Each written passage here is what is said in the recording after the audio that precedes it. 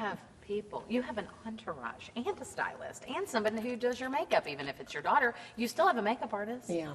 It's impressive. Thank you. I don't want to do the intro. Can we just start? I thought we did. Oh, okay, good. Oh. You can include that. I don't care. Okay. Oh. Okay. All right. You beauty. You beauty. You beauty. I- And I'm telling you, Abby, and I'm not blowing smoke up your butt. You've always been a beauty, but you're the best you've ever been, my darling. Your hair color. I love you because getting old on TV is not easy. Well, honey, you not aged one bit. Wow. Your skin's beautiful. Your lips have always been pretty. And your skin is so smooth, and honey, let your light shine. I love you for that. Thank you. Okay. Turning 40, well, I'm 40, I'm almost 43, but turning 40 in the public eye, it's like, oh gosh, this is drooping, this is falling, I got to get what's happening. It's interesting. When I turned 40, Chuck Morgan said, meet me at the post office on Cedar Bluff to get your passport picture made, because we had to go on a trip with his company, I think to Mexico or somewhere, and I had to have a passport.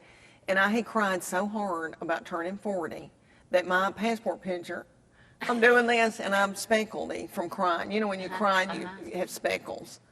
And because I had to show this passport this weekend in Montreal, and I looked at that and I thought that was old.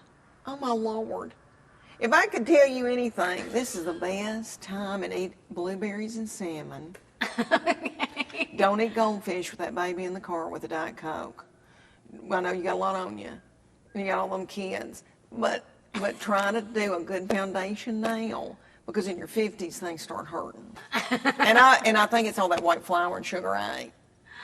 And you say stay away from it. Stay away from it. You don't eat any white flour or sugar? No, yes, I do. And look at me, I'm inflamed. Night sweats, the whole bit. A night sweats, wear a big tight girdle. You are so... I need to lose weight, because a little woman in the airport the other day said, you are so much thinner in person than you are on your Netflix special. And I know she meant it from a loving place, but I thought, which I did, my head was the size of the bijou. My breast. But anyway, okay. Well, okay, first of all, not true. I thought you looked beautiful in your Netflix special, A. And B, I don't know why anybody thinks that would ever be a compliment when way more people see you on the Netflix series than they do in person. It's like such a backhanded compliment. I know, people are, but she was sweet. She had on a capri. Oh, bless her. I know, she didn't mean it ugly. Well, of course not. Okay, so we have got to talk about your journey. Has been so fun to follow. For all these years, I've worked in Knoxville almost 20 years, and so I've known about you for all these years. And always, I've seen you perform at charity events, and you have made me laugh. And just to see you on this national stage has been a joy, a true joy. Thank you, my darling. I am so proud of you. Okay, so I want to start with the beginning, because you have such an interesting story, and 2019 was your magic year. So talk about, literally, you were what, in 2019, 52? 52. So you hit your prime in your 50s. Mm-hmm. So tell me about how it all began. How did you get into comedy? Okay, Chuck Morgan and I met at the University of Tennessee. And let me go back and say this. I always in my heart knew I was going to be in show business. I thought I was going to be a movie star, which might happen. Hey. But as a little bitty child in Adams, Tennessee, 500 people on the Kentucky-Tennessee border outside of Nashville, in my heart, I feel like God revealed it to me that I was going to be in show business. But then I also would think, am I crazy? Nobody else talks about this. And I remember going through high school and telling my friends I'm going to Hollywood. And but then I did, I was a little country kid. I didn't know how to go to Second City. I was a big fan of Saturday Night Live, but I could have never. I didn't have the guts to say to my parents, I'm going to LA at 18, I'm going to try to make it. That just was, it didn't even cross my mind. So everybody said, you're going to go to college or the military. And I was like, Lord, I can't go in the military. So I followed my high school boyfriend at the University of Tennessee, and we broke up right after we got here. And I really thought, I'm not going to finish UT. I'm going to marry him. We're going to farm. And through, back and forth at UT and quitting, and then I went back to college, and I was getting my degree in child and family studies, and I really wanted to be a therapist. if I wasn't going to be in, but in my mind the whole time thinking, I'm going to Hollywood, but I might be a therapist. So I got my degree in Child and Family Studies, Crisis Intervention Counseling. I met Chuck Morgan, who's from Morristown, Tennessee, and I always wanted to be a mama and a Hollywood movie star. But I married him, having every intention of having babies, but in my mind thinking, but I'm going to do show business. And so we moved to Bean Station, Tennessee. We were in our 20s. He bought a used mobile home business that refurbished mobile homes in Bean Station behind the post office. Moved me there, and I am a people person. It was very difficult for me. I didn't know anybody. He worked all the time. I had his own business. My friend in Nashville said, I'm selling this jewelry like Mary Kay and Tupperware. It's called Premier Jewelry.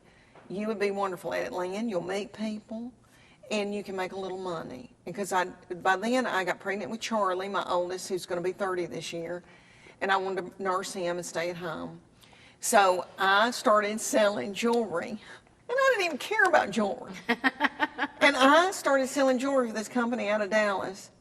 And I had my host party where I invited all my friends from church, and I was, pitting out in a denim. I wore a denim shirt with a skirt and a wrap skirt, and I had a spiel I was supposed to tell, and then people were going to book parties from that, and then that's how it got going. Well, and I was so nervous and all that, but I know that I probably used humor in it. But I booked parties. Well, I started booking like a year in advance. Women thought I was funny. Because I'd go to somebody's house and schlep this big case, and I'd put it out on the card table, and they were like $19.99 earrings and that kind of thing. Who doesn't love a $19.99 earring? Classic. And not real, yeah. And somebody would make a dip and a brownie, and we would have a ball, and then I would get up, and I was supposed to be talking about jewelry, and I would talk about breastfeeding and hemorrhoids and all that. And women thought I was funny. And a girl named Carmen, who I'm still good friends with, pee-peed on a couch one night. And I am not kidding. She got so tickled, she TT'd. And in my mind, that was a God moment where it was like, okay, you got it. She just peed on this couch. You could do stand-up. Because I'd always loved stand-up. When I said I wanted to be in Hollywood, I'm not kidding. My mama would keep me home from kindergarten. She'd go, does your stomach hurt? And I go, yeah. She goes, let's watch Hollywood Squares. Let's watch Match Game. She loved it too. She loved comedy, television, film. And she would say, you're going to be a movie star. And she would say this, you're going to be Marilyn Monroe because you've got blonde hair on your body and that photograph's well. And in my mind I thought, oh, well, yeah, that makes sense. But anyway, she would keep me home and let me watch all that. Paul Lynde, all these people. And I'm sorry, I got off on a tangent. Oh, but so anyway, I'm back. I've always loved it, and Carmen peed, and you were like, Carmen peed, oh, and I can go back to times where I thought, I've got something, I can do it, I can do it. I don't know how, but I can do it. But that was one of the moments where I thought, all right, I have something. The company noticed, started asking me to speak at their big things. Like at Opryland Hotel, regional thing, I'd be in front of all women. I'd breastfeed. By then I had Maggie, my middle one, who's 27. I remember breastfeeding Maggie in a toilet in Opryland Hotel, then handing her to my mama, and then going on stage. And I was supposed to be talking about how I was getting booked so far in advance, but I got up there and told jokes. And then women came up to me at that thing and said, you need to be a stand-up.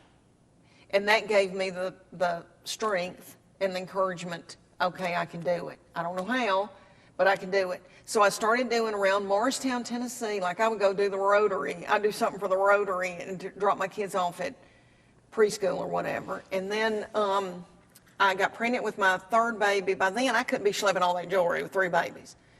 And my husband went to work for a big company, Clayton Homes, manufactured housing, the biggest in the United States. And they moved us to San Antonio, Texas, and I had a comedy club for the first time. But I had done a comedy club in Nashville. I had opened for Billy Gardell, Mike and Molly. Mm-hmm. And I'm sorry, I got a hair stuck to something. And I had a ball, and Brian Dorfman, who owns Zanies in Nashville, who is huge in comedy still to this day, and a good friend of mine said, Leanne, I think you got something, but you've got 3 babies, and there's no way you can do this traditional, like go work in comedy clubs every week. You're not going to get to raise your own children if you do that. And it made me mad, but he was right. He was right, and I thought, okay, I'll just find another way. So I moved to San Antonio. There was a comedy club. I did open mic one time, and they moved me up to opener. And then there was a comedy club down the road in Austin, Texas, called Cap City Comedy Club. It was one of the best comedy clubs in the United States. Rich Miller owned it, who was Dennis Miller from Saturday Night Live, brother. Their other brothers, Jimmy Miller, who has Will Ferrell, Ellen DeGeneres, all these people. They sent my CD. I had my first CD that I shot in a mobile home park in Halls. A picture of me holding a baby in front of a trailer. And they sent it to Jimmy, and I got my first deal with ABC and Warner Brothers for a sitcom. Paula Deen was going to play my mother. By then, we had moved back to Knoxville, and I was on tour with the Southern Fried Chicks, and it was me and 2 other female comedians, and we worked the Tennessee Theater and came through here. But anyway, things were happening for me. Like I couldn't do comedy clubs like traditional stand-ups do, but things were happening for me, and I got signs that, I've got something. How old were you? I was 38 in San Antonio and just turning, probably 40 when I came back here. We came back here in 2004. But you're in the middle of probably the busiest part of your life with kids. Oh, babies and doing and activities and school pickups and all the stuff. And my husband traveled all over. By then, he had been promoted to come back to Knoxville. That's why we came back. And he was over a fourth of the United States for Clayton Homes. So he traveled Monday through Thursday or Tuesday through Friday. So I was the one that picked them up and did all that. So I tried to do, like you talk about, we would be together at events and stuff. I wanted to do, thank God for Knoxville hiring me to do things that I could do around just to keep my foot in it, my toe in it. And your creative juices flowing. It probably it fulfilled something in you. Yes, and knowing that I did work like 5 clubs a year, but I just could not go out on the road and not raise my own children. Yeah. I didn't want that. I couldn't. I mean, women have done it. And it's been really hard on them. And I didn't want to do that. I wanted to raise my children. But it just burned inside me. Keep going, keep going. And then while I was here, Nick at Night's Funniest Mom picked to do that. I didn't win. I'm always the bridesmaid, never the bride. I didn't win. I got runner-up. But I always had things like that happening from Hollywood and things that kept me encouraged to keep going. You were on Live at 5 a lot too. Honey, y'all are the ones that let me come on, and my kids, I would pick them up from school. I'd go take them. We'd go to WBIR. I'd say, get yourself a Dr. Pepper and some popcorn down in the basement. There was a treadmill or an elliptical machine. I'd say, don't get on it. The dungeon. They're not going to let us back if y'all get on that. And they would. I couldn't do a thing with my baby. They were the only ones who ever got on that treadmill. But they had a ball. They were like, oh, Mom's on WBIR. And I look back, I've got those tapes. Somebody sent them to me. And sweet Maura Kay, I never said Maura, Angel baby. Right? That angel had had me on.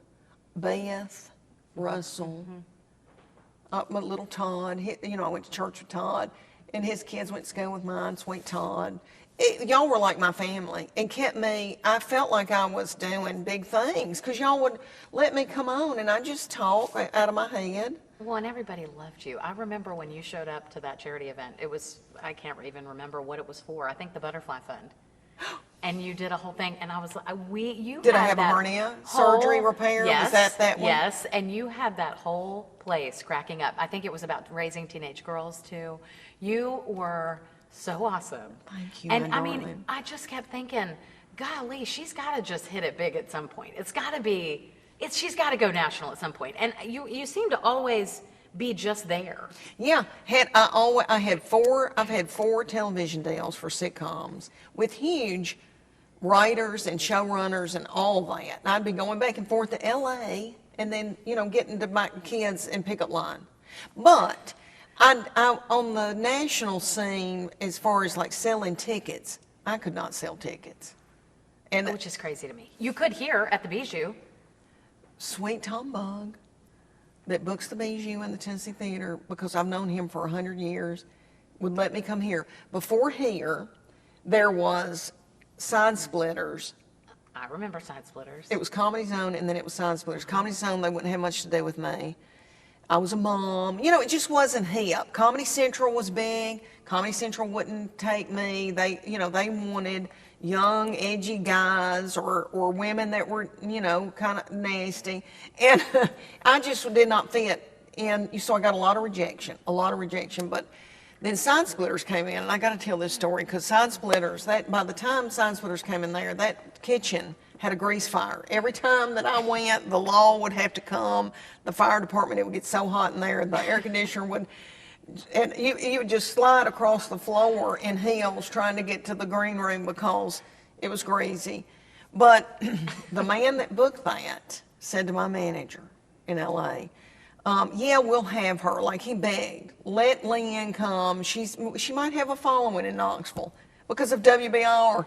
So he books me and gives me some unbelievable door deal, and thinking that I'm not going to sell any tickets. Sweet Knoxville people came out, sold that weekend out. That man had to give me a lot of money. He was so mad. He said to my manager, all those Christian people came in here and drank all the Diet Coke. And I was like, well, I bet they were sweet people came in here, and they were not the kind to get in the parking lot and get drunk and fight and the law come like other people attracted.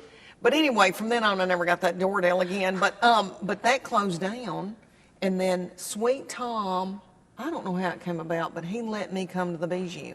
And every year I would torment him and say, how many tickets have I sold? Do you think I'm selling out? Like, I'd literally be out here on the street barking, come to my show.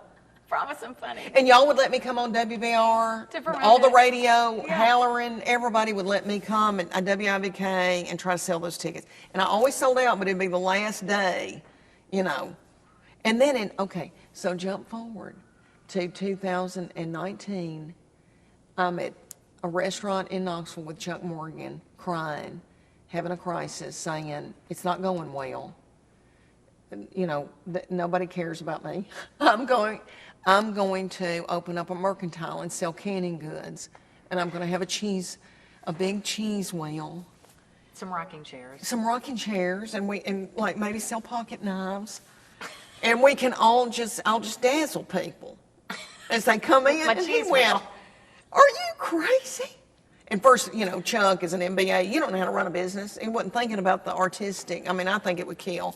Anyway, he goes, that Leanne, and I go, well, and I knew I was going to have a grandbaby. Charlie got married right out of college, and I knew I was going to be a grandmama, and I'm from the country, so grandmamas take care of their grandbabies, and I thought, I'll just have my grandbabies and I'll bail out of this thing. But it kept burning in me, and my manager at the time said, Dry Bar, they're doing specials. Dry Bar is a platform online that the people started in Salt Lake City. And he said, they want you. Nobody's ever heard of it. He goes, it's not gonna, because I couldn't get Netflix or anything like that.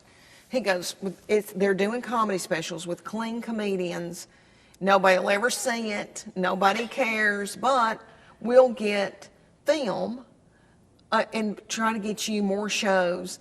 Okay, that week that I shot that special, I was doing the Dubuque Chamber of Commerce luncheon. That's how bad my career was going. Which I love the people of Dubuque. I don't want to talk about Dubuque because they're beautiful people. I don't know where those people come from. It's stunning. But anyway, I was doing the Dubuque Chamber of Commerce luncheon. That's how bad things were going. And he said, Dry Bar wants you to shoot a special. You're going to be out west anyway. They're going to pay you a couple of $1,000s. We'll never see it again, but we'll get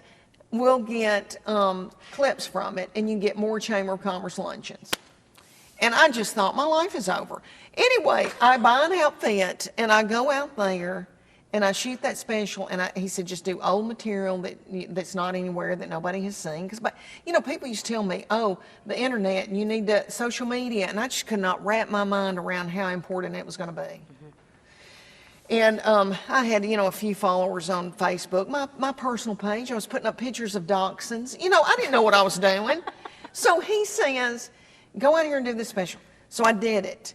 We didn't think a thing. It took a long time for it to come out. They put it on Facebook. 50 million views now. But at the time, I thought, I could not sell tickets. It came out, it was doing really well. I got a bunch of fans on Facebook, maybe like 25,000 fans. And so my manager tried to call around and get me booked in clubs. I did a few clubs, could not sell tickets. They said, we love her. She doesn't get drunk and fight in the parking lot. Because a lot of comedians get drunk and fight in the parking lot. But we're not going to have her back. She can't sell tickets. And that's when I went to dinner with Chuck and cried and said, I'm getting a cheese wheel. Okay, so then. It's a lot of rejection. A lot of rejection, and even having millions of views online did not translate into ticket sales. So and if you can't put butts in seats, it's at my age, it's just a nightmare, and my children were grown, but I didn't want to get out and start doing the club circuit at my age and do all that and not be able to sell tickets. And so the dry bar thing did not translate into tickets. Well, but it did give me some money, not a lot of money, but it gave me enough money to kind of invest in myself. Over 25 years, I'd had like 2 or 3 headshots made. Like if I made money at the Butterfly Fund, I went and bought my kids uniforms. I got their hair cut. I never put it back into myself. I didn't have a website. I don't know what I thought I was doing. Well, Chuck wouldn't let you. Probably Chuck Morgan too. Let's was blame like, him. Yeah. But and he would say, "You're not saving for your taxes. I have to pay your tax." It was like Leanne's little kooky hobby, really. Yeah. And because I was taking it seriously in my mind, but I didn't really have a business model or anything. And I had a manager, but he didn't, bless his heart, he didn't know. So anyway, but he was sweet. Okay, so I take a little bit of that money from Dry Bar. And I had been watching Nate Bargatze, who I love, is a good friend of mine, Jim Gaffigan, all these people I admired, and they were selling out theaters, and I wanted that. And I thought, what are they doing? So I told my manager, I said, they have got somebody doing their social media. I need somebody to do my social media. He goes, you can't afford it. You don't need to be doing that. He didn't understand. He knew less than I did. And I just went against him, and I took a gamble on myself, and I hired these 2 boys out of Plano, Texas, 2 young guys that are, close to the age of my children. And it was a fluke I found them. I think it was a God thing. And they got me. I thought in my mind, I'm going to give it 3 months because it's very expensive. I'm going to give it 3 months. And if nothing happens, I know that's God telling me, I'll just start cooking pinto beans in a house dress and I'll tend to all these grandchildren. Yeah. And I'll bow out and I'll be okay. And then, but darn, they started in October 2019. We were moving my baby into apartment in Brooklyn, New York. She was going to school for makeup for television and film. And they put out 1 clip of me talking about taking Chuck Morgan to go see Def Leppard and Journey at Thompson Bowling Arena, and how everybody looked sick and old, and everybody had plantar fasciitis. And it started going viral. And I remember we were getting suitcases out of a tiny hotel room in Brooklyn, and I said to my family, I think something's happening. And everybody went, shut up, the Uber's here. And they just didn't realize, I felt it, Abby. I felt a wave of something happening. And I would, throughout the day, I was, cleaning her apartment and, getting her Dawn dishwashing pods. And I was, trying to get her moved in. But I would look and I would think, it was being shared thousands of times. And people, I think that blew me up. I'm not kidding. People saw that and thought, who is that? And what else does she have? So then they started looking at everything else I had. And so all of a sudden, within, I don't even know how long I should have journaled, weeks, maybe 2 or 3 weeks, comedy clubs start calling over the United States. Who is that? Can we get her? We're getting calls to see her. So I started selling out all over the United States. People lined up, they're trying to add shows. It was the craziest thing. I started working places I never worked before. And And you were like, this is what I've been waiting for. yes, and let me tell you this. I didn't have an agent, and nobody wanted to take me. And my manager at the time begged people to take me, and they'd pass me up. And I was selling out. And I don't know if they looked and thought, she's 52, this is a fluke. I think a lot of them thought she's one of these people that's doing digital, like a character, and she is not really a stand-up. They didn't know I'd been doing it for 20 years. So I think they thought it's a fluke, and they wouldn't sign me. And my manager finally got somebody to take me as a favor, and he started booking me all over the United States. And then I got a 100-city tour offer from Outback Concerts out of Nashville. That's the biggest comedy bookers, or promoters in the world. And I got my first 100-city deal in theaters like Tennessee Theater, 1,500 seats to 2,500 seats.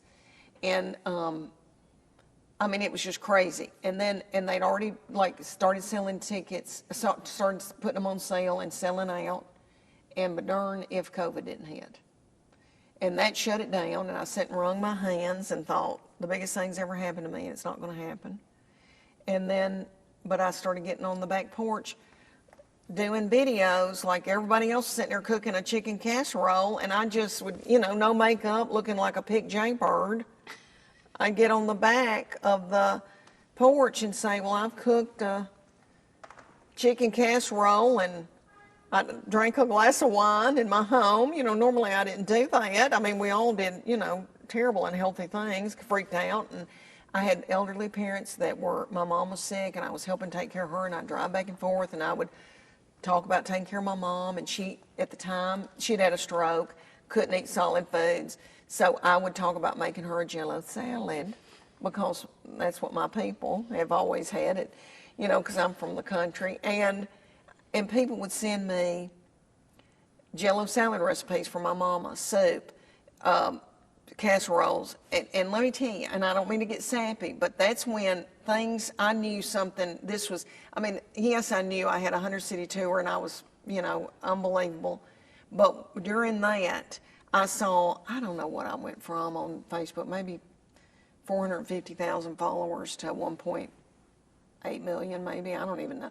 But it was a community. It became a community of people, mamas, seeing my children, me talk about taking care of elderly little mom and daddy, because how many people are going through that, and then trying to raise your own children or launch your own children. And I would say to people, everything's going to be all right about the COVID, and people felt, I guess, comforted by me and my voice, and that built it even bigger. What I thought was going to squish it and it was not going to happen because of COVID made it bigger. Well, it gave you a real opportunity to use what you were already building on, and that connection and the humor and what we were all dealing with. You provided some joy to people's lives in a time that really was not joyful. Thank you, Abby. And I really was just, my social media little guys that were so precious would say, well, can you do some kind of content? You can't do stand-up. So I would, every once in a while I'd cook a recipe, or my baby, all right, she had graduated from that big fancy television and film school, had gotten her first movie with Sony. They had to shut it down. So she had to move in with us after living in and going to school in Manhattan. She had to live with us. But she's a wonderful cook and a wonderful makeup artist. So she would do makeup videos on me and stuff like that. And they would go viral because people were just sitting there and didn't have anything else to do. and so all these middle-aged women, named Deborah, are texting Tess or messaging her, what do I do for concealer? I feel like my under eye's creepy. So then Tess was, tending to all these people, but it became like a big community of best friends. Yeah. It really did. And it was more special than anything I ever thought about. And it was more than comedy and entertainment. It really was. It just happened to be that thing in time. And people felt like I was their friend. You could be my best friend. You could be my mom. You could be my, sister. Well, you say things, all the stories you have I relate to so much. And I'm not with the older kids yet, but all of it reminds me of like good old Americana, like life, old fashioned stories like that are real, and they're not gross, and it's not some kind of like awful form of comedy. It's like things that we can all relate to. Well, thank you, my darling. And I get that all the time. And I get that I'm not political. People enjoy that, everybody's so tired and worn out, and the world seems like it's coming to an end. People don't want to talk about that anymore, No. I don't think. I mean, my audience says, thank you for not being political. Thank you for not, being uncomfortable. And I knew something special was going on when I was doing the comedy clubs before COVID hit. There would be like an 85-year-old little woman with a little brooch in the front row who has never been to a comedy club before. And so it would be like generational.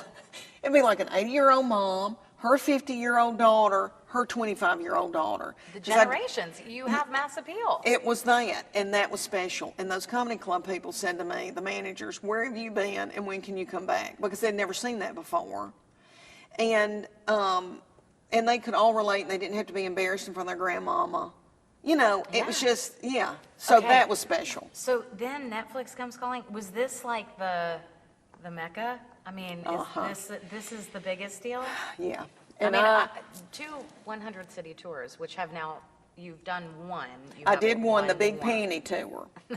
And I was talking about my panties. We had a ball talking about my panties. I love that you love comfortable underwear. I do Same. love- Not to get too in depth. Same. Well, and Outback Concerts had a meeting with me to tell me they were going to give me this 100-city tour, and I was shaking. And I'd known those men for 20 years, and they've all been in my corner, but I was still just like, what? And there's young girls on their marketing team, young women that are, in their 20s and 30s, and they said, what do you want to call this thing? I said, I think I want to call it the Big Panty Tour. And I just said, I like a comfortable panty. And I feel like I'm talking about my panties a lot in my act. And one of the young girls took a deep breath and she went, oh, I get it. And I thought, okay, if she gets it, then, I don't think I'll turn men off. I hope I don't, because I love men, and I want them to be able to, I didn't want them to think, oh, this is some big, all girls night, because it's really why not. is she promoting big underwear? We really. Yeah. So I thought, I was worried. I thought, is that going to be all right? What is it? But it turned out it was all right. And, okay, I go all over the country talking about all kinds of things, but some of it, my big panties. And women brought big panties that looked like it could fit on the hood of a car. I don't know where they buy them, like 4 women standing in them, and people would throw stuff at me, blow kisses at me. It blew my mind, and it kind of messed with me. I kind of had imposter syndrome, and I kind of thought, I'm not worthy of this. People were so good to me. And we love you, Leanne, and you're speaking for us, and we want you to win. You're women, you can do that. And that kind of messed with me. I thought, I'm not worthy. So I went through all that. And then my people kept trying to sell Netflix, and and they didn't turn me down, but it wasn't, they weren't like, oh yeah, we'll do her. So I thought, maybe I have to put it on YouTube by myself, which is, people are doing that, and it's great. Yeah, it's great for people. But I wanted that Netflix. That's the stamp of approval. If you get Netflix, that is like, you're legit. That's the bomb. And they kept, talking to Netflix. And so anyway, Netflix bought it. I produced it. I own it, but I leased it to Netflix. That's the deals people are doing now. And they want to shoot it in Lexington, Kentucky. And we sold out 5 shows. They filmed the last 2, and it has really done well. Well, it's done great. Talk about your viewership numbers. Well, it dropped April the 11th. It's called I'm Every Woman, and I have stayed in the top 6. But I've hovered around 4, kind of dipped. Now I'm back at 4. I mean, who knows how long but I'm the top woman of this year. I guess since, in viewership, maybe since 2021. Over Amy Schumer, over Chelsea Handler, big Wanda Sykes, comedians. who I'm huge fans of all of them. Who's hilarious and has been around forever. I mean, that has to be like a Holy moly. Holy moly. Yes. Yes. I mean, it's, getting a lot of buzz. Netflix wants me to do another one. And I was just in a comedy festival, the biggest comedy festival in the world, Just for Laughs in Montreal, Canada. And, Netflix was there, and they're precious to me. I said, oh, am I going to get like Mariah Carey? And my feet can't even touch the ground because I don't know if they think she's feeble. We've got to walk her through the streets. I don't know. But they all hold on to me. But I think this is what it is. I don't want to downplay my talent or anything because I'm bad about, self-deprecating. But I think I've hit a niche that they have ignored, and they admitted, like people out in the middle of the United States, that, moms, just women of a certain age, we have neglected them. And they realized they needed, that I had gotten this niche with this big tour, and they wanted to be a part of that, and it has paid off. Well, Hollywood is notorious for getting women at the age of 40, I believe. I think it's Yeah. 40. Like women just kind of, but there's a lot of women that are proving them wrong in that department. And I feel like movie studios have taken notice. There's a lot of TV shows with older women. There's a lot of reality shows with older women. I mean, it really seems like they're catching on finally. I think Instead of just so. shoving women away when they turn a certain age. I think so. And I think, what do I know? But I think Jennifer Aniston, Gwyneth Paltrow, they're all talking about menopause. They're all, in their... Martha Stewart, for goodness sake, was in Sports Illustrated. With Snoop Dogg. Looking great. Looking wonderful. And you think of Jane Fonda and Lily Tomlin, all the movies, Netflix, Grace and Frankie's one of the top shows. So yeah, I think they're all realizing, yeah, but for people in the United States of America, they forget about the East Coast. I think a lot of times they go, what does the East Coast want in New York and LA? But there's a lot of people out here in the middle of the United States who just want to see their children do well, and they want to, send their kids to college, and they want to know what to cook, and they just are normal, everyday people. They want to wear big underwear. They want to wear a big panty that goes over your stomach. That's a good microfiber. These women need you. You provide joy and hope and love and happiness. We all need you in our lives. Thank you, little Amby, you It's angel. true. And honey, It's you got the true. world by the tail. But, life is hard. It kicks you in the teeth. This world's rough. And I do think that people need humor, and people want, lighthearted. Yes. You can find comedians that want to talk about politics, and that's great. But that's just not what I do. What's been the most amazing part of this journey of going truly national, selling out clubs, hitting Netflix, all of these things? The biggest moment? Well, here in Knoxville, Tennessee, the biggest moment, I just did the Knoxville Civic Auditorium and sold out 2 arena shows. That was a big deal. That, and they're saying I'm going to be in some arenas, and hopefully next tour. An arena tour, but that was a big moment. What's an arena? How many people? Probably about 5,000 to 7,000. So before you were looking for 1,500 to 2,500, now you're looking at even like a lot more. Yeah, because right Triple now I'm working a lot of Tennessee theater capacity, anywhere from like 1,500 to 4,000, but they're adding second and third shows. So I could do arenas in these times. But they're trying to figure out, I've got the most unbelievable touring team that looks at, like, what is she doing in Atlanta, Fox Theater 2? So that's 8,000 tickets. So then next time we'll put her here. So right now, there's some arenas in this one, but the biggest thing was, all right, I was working a casino in Bethlehem, Pennsylvania, and then I was headed down to Hayhira, Georgia to do I still do private events every once in a while, what I have time for, but I was, they work you like a mule. Let me tell you this, when things are hot, those Hollywood people work you like a mule. So they're like, we got to go, go, go. So I was going, and they call and they go, okay, Leanne, this is weird, but Reese Witherspoon and Will Ferrell want you to do a table read for a Nick Stoller movie. And I go, what is a table read? I didn't know what they were talking about. And they go, we're going to have to reroute you from Pennsylvania and go out to L.A. I was there for less than 24 hours, shaking. Thought, what? And they sent me the script, and they wanted me to read for Reese Witherspoon's big sister. And I went to high school with a boy. I graduated with 42 people, and I was in speech and drama.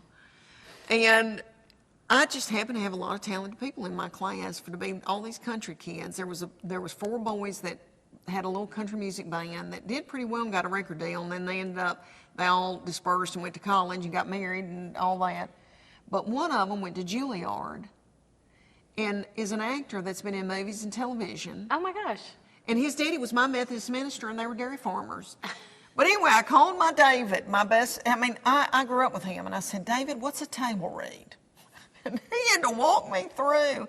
And he went, what? You're doing a table read? Were you with Will Ferrell and Yes. Reese Witherspoon in the and same room? I walk into Hello Sunshine, Reese Witherspoon's production company, and they've got bagels and, of course, grain-free things because people in Hollywood don't eat grain.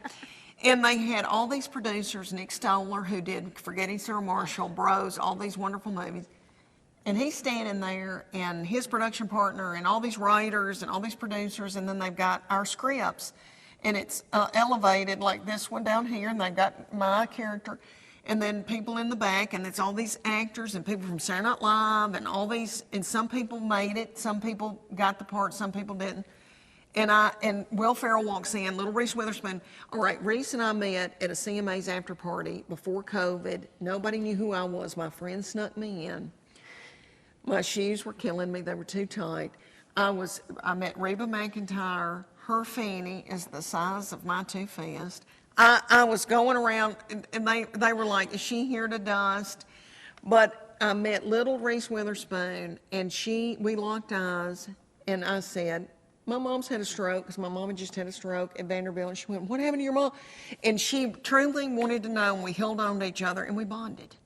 And so during the pandemic, she started following me and would say little things, and my people would do like a Jell-O contest on my social media. What's your favorite Jell-O salad? She'd pick the pink one, Legally Blonde, and she would message me back and forth, and really shared my podcast at the time, and very sweet to me.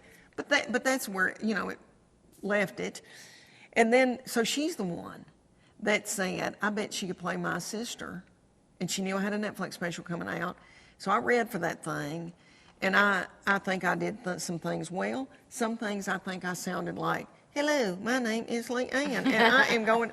But anyway, I laughed. Clearly, when there's a script involved, right? Oh, and I didn't even know how to read a script. Like, I didn't know, because they say, the door's open, the lights are on, da-da-da. I didn't even know, am I supposed to say that? Who is saying that? But anyway, I get in the car, and I go to the airport, and I think, you know what, God, I know it's up to you, whatever you want. I don't know. This is crazy. Get on a plane next to Machine Gun Kelly. What?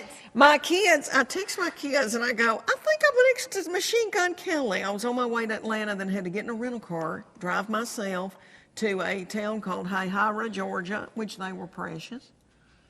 But and Tess goes, no way, Mom, he doesn't fly commercial. I go, well, does he have a size 16 shoe and he's got things hanging out of his eyebrows? I think this is Machine Gun Kelly. And it was. And was we had Megan a wonderful Fox talk. there? No, but I said to him, I go, because I was sitting right next to him. I said, Megan Fox is from Oak Ridge, and I'm from Knoxville, Tennessee.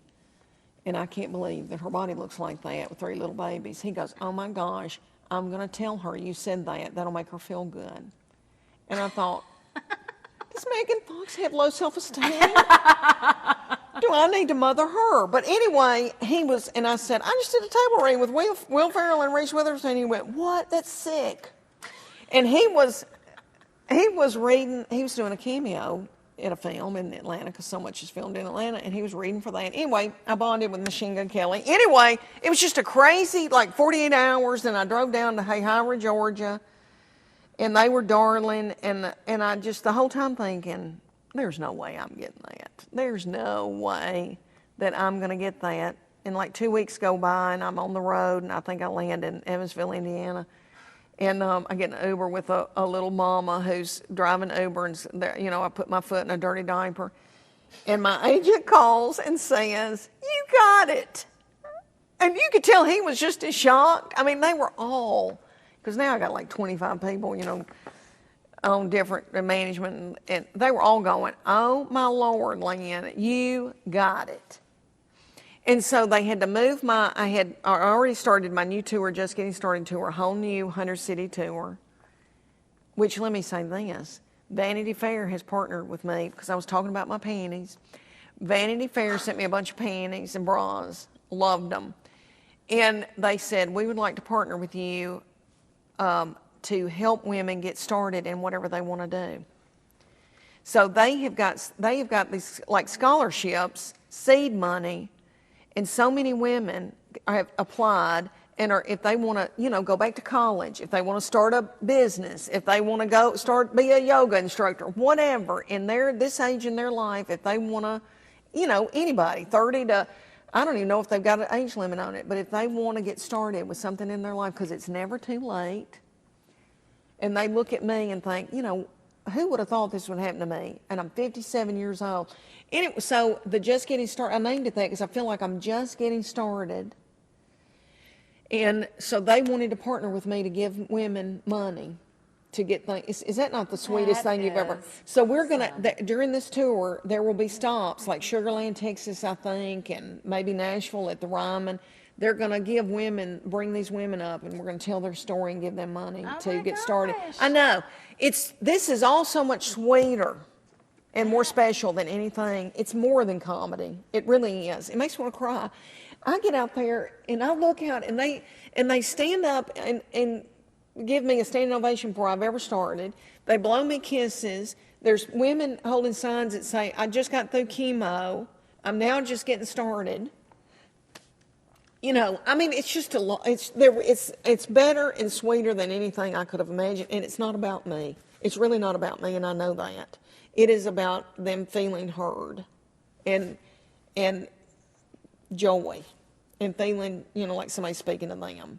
And I'm just very lucky that I got to be the one, you know, to break through maybe on Netflix, you know, for maybe more acts that are like me, or, you know, that are just these, you know, female comedians out in the middle of the United States, you know, that talk about just normal things.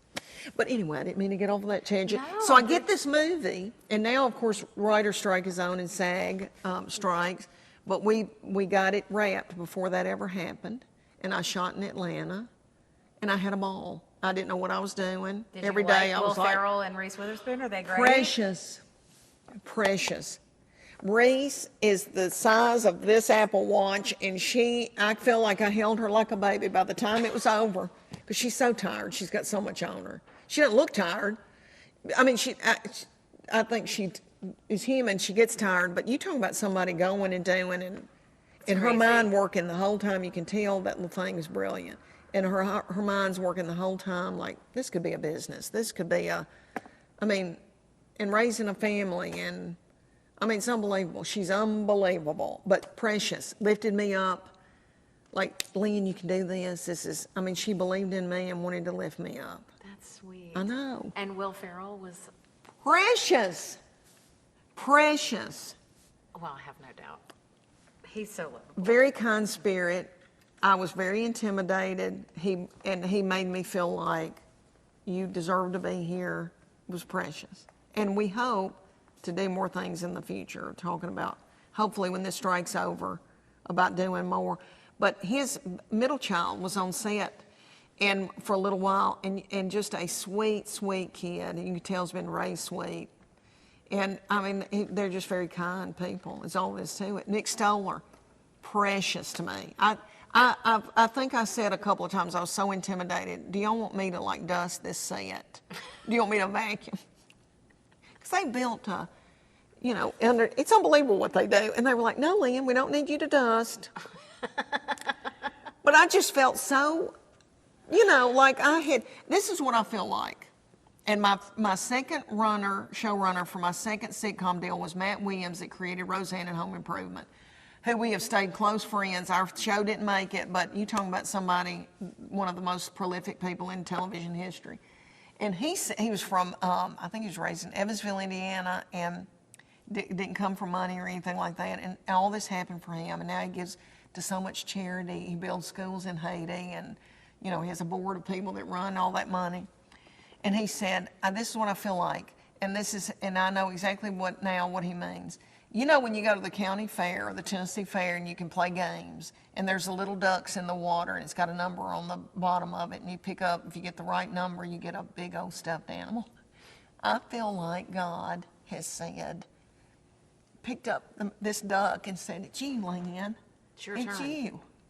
You win. You win. I mean, because Abby, I'm telling you, after doing comedy for 23 years, and I didn't think I would get emotional, but you're my friend, and we've known each other a long time. But I think this hitting for me in my 50s, because I just watched Bert Kreischer at 50 get the Stand-Up Comedian of the Year award in Just for Laughs Comedy Festival, and there were people from The Office there, and there were movie stars there, and they were giving these awards. And he cried so hard he could not get his breath. He could barely get out a thank you. And he and I talked about it afterwards. This hitting at this age, I think you realize how few people make it in show business. It's like professional athletes. Like, kids grow up and I'm going to be in the NFL. How many people make it to the NFL?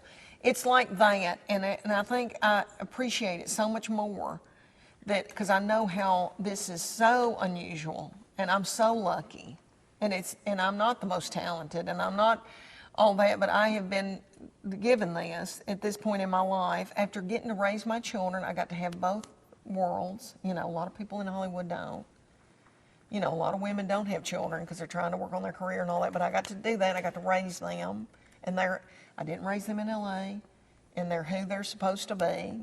They wouldn't have, if those television shows had made it, they would not be the people they are today. So that was God's protection over me. But I realized that with this happening to me at this point in my life, what a gift. And if this had happened to me at 30, and I had to sustain this, or I was not right in my head then, I don't think I would have appreciated it. I think I would have, who knows what would have happened to me? I don't know. My kids wouldn't have been the same. This was the best timing. It was God's timing, and it was so much better than what I thought. I thought I was going to hit it, these sitcoms in my, at 40 when I was younger and thinner. And, it just wasn't, I was not ready. It was not supposed to happen, and this was the best thing that could have ever happened, this timing. It's amazing. So what's next? I mean, the next tour is just getting started. You have a book coming out. I've got, more of those cities this fall. It's 65 shows between August, December. I have a book coming out next year called What in the World. That will be another tour, they think. If I find a nurse to go with me with an IV sac. Then, I hope television and movies, they're telling me that. I liked it. And me growing up in the 80s, 70s and 80s, to me, when I got started, I thought, in my mind, a sitcom star. That's the Ray Romano, Roseanne, all that was my idea, Tim Allen, of success. Now, television's changed so much. Mm-hmm. Network television, people, it's also diluted and split up because of streaming and all that. So, I would like to do a television series. I think I want to do movies. You got the bug. I think I got the bug. And then they talked to me about voiceover, stuff and I think, oh, my voice is not pretty, but there's something about it that must be trustworthy. So maybe that kind of stuff, but yeah, the touring's going well. They act like that's just going up. Praise God. Who knows what's going to happen? If it all stopped tomorrow, I've got 2 grandbabies, 3 precious children. I've had a ball. anything from here on is icing on the cake, because it has been so much sweeter and better than anything I ever dreamed of. If honey, I need to buy a motel in Townsend and get a cheese wheel, and dazzle, have maybe a little mercantile, have, things you can camp with, food items, pancake mix, Cheers. Redo a little motel. It's on.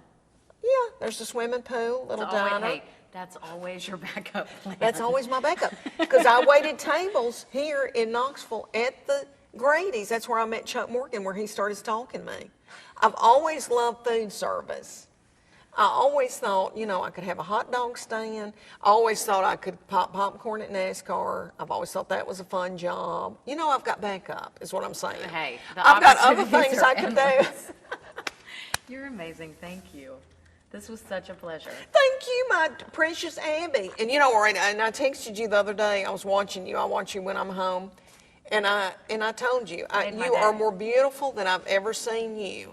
You are, and I hope that so you sweet. look at me in the eyes and receive this. When I was your age, I thought, oh, this is time is passing This by, is and all, falling, and then- this is drooping, and- Yes, and Yeah. it's not. And when you look, and I need to think that at my age, because when I get to be 70-something, I'll go, man, you were a beauty at 57, Leanne. You looked Your fanny wasn't that bad. You should have been wearing small underwear. You should have been wearing tiny little hateful, evil panties. No, I will never go back to a tiny evil panty. Unless it's something, biblical happening at home that needs to happen for Chuck Morgan. But I hope you realize this is a wonderful time, my darling. I know you got alone, you got a bunch of little children, and you're going to wake up one day and you're not going to be in that car with anybody, but you're safe. know. But I remember just being in a car all the time, and there was a lot of snacks, a lot of crying. But that'll go by, and so I know you're taking advantage of every day, but you have to live every day and find the joy in it that day, And then 52 will come. And 52 then will come, big things will happen. and there will be some hot flashes, and there will be some, what is happening to me, but that's all good too. See, I got 2 grandbabies now. You talking about yummy. My mom says they're way better than kids. And I worship my children, and I'm in love with them. This is a whole nother love. My 2.5-year-old said to me the other day, I was in my gown, and he was walking me up my stairs. He's 2.5, and he went, "Hold on, Grandmama." And I thought, he thinks I'm feeble. But I don't care. I was just like, I hope he thinks I'm Mariah Carey, and my feet can't touch the ground. But anyway, I'm having a ball with them. Yeah, it's all wonderful, my darling. I'm so proud of you. Thank you. It's awesome. We're done. You're good.